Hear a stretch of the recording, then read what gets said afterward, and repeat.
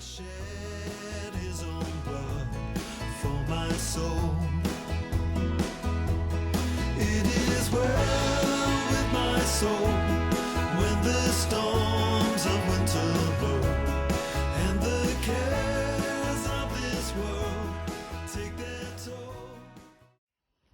Hello, I'm Brenda and I'm delivering this week's Live Lent Care for God's Creation talk. This week we should be thinking about the stars, our sun and the seasons, and touch upon environmental issues concerning these, and perhaps challenge ourselves in some way, however small, to relieve the pressures on the ecology of the sky. I thought I would point my camera at the daytime sky and hopefully we'll watch passing clouds and anything else that might fly past. The stars are there in the daytime but obviously cannot be seen because of the light from our own star, the sun. Cloudscapes can be amazing to look at and are all part of God's creation. Genesis 1 verses 14 to 18 says, "And God said, let there be lights in the expanse of the sky, to separate the day from the night, and let them serve as signs to mark seasons and days and years. And let them be lights in the expanse of the sky to give light on earth. And it was so. God made two great lights, the greater light to govern the day, and the lesser light to govern the night. He also made the stars. God set them in the expanse of the sky to give light on earth, to govern the day and night, and to separate light from darkness. And God saw that it was good." Light is important for all that has to be done in the daylight hours. Darkness is important for rest. There is a sense of rhythm and night and day that is ingrained into the patterns of the natural world, and therefore into the natural patterns of our life.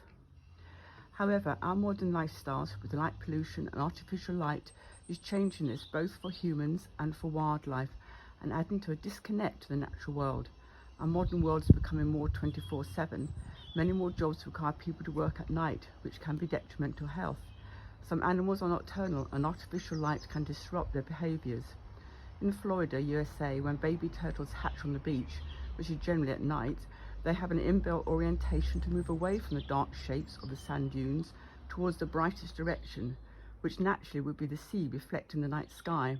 However, the properties lining the beach with their bright lights draw the baby turtles in the wrong direction, away from the sea, with fatal consequences for them. It is quite a thought that taking out the artificial satellites, etc., that are in the space now, the sky we see now would be similar to that what Abraham saw when God said in Genesis 15 verse 5, "Look up at the heavens and count the stars, if indeed you can count them." Looking up at the night sky gives us a sense of the immensity of our universe. However, light pollution is preventing us from fully seeing the night sky. Light pollution means that more than a third of humans is no longer able to see the Milky Way, so we should try to turn off or dim off lights when we can. Ecclesiasticus chapter 3 verses 1, "There is a time for everything and a season for every activity under heaven." There is a sense of rhythm, and we live by a natural rhythm of day and night, and to give time shape, time has been divided into segments. The movement of the sun, moon and stars punctuate time. Though in the past they were frowned upon as being associated with paganism, we can remember traditional festivals that pointed to the earth's movement around the sun as an appreciation of God's creation of sun and moon.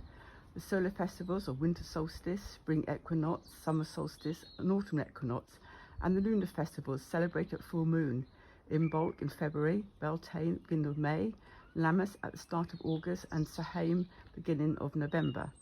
Seasons provide a basic rhythm for our lives, whether by a pattern of monsoons and dry season, or the seasons we know as spring, summer, autumn and winter.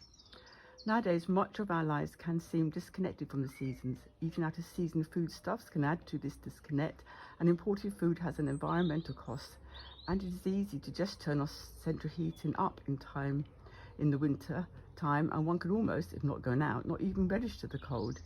The church has its own seasonal cycle, like Advent, Pentecost, Lent and others. Rogatio-tide, Lammas-tide and harvest link Christian faith with the agricultural year.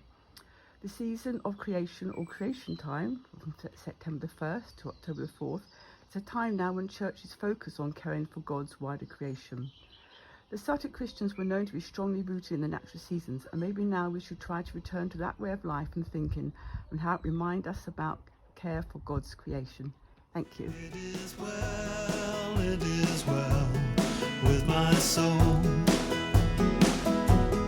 It is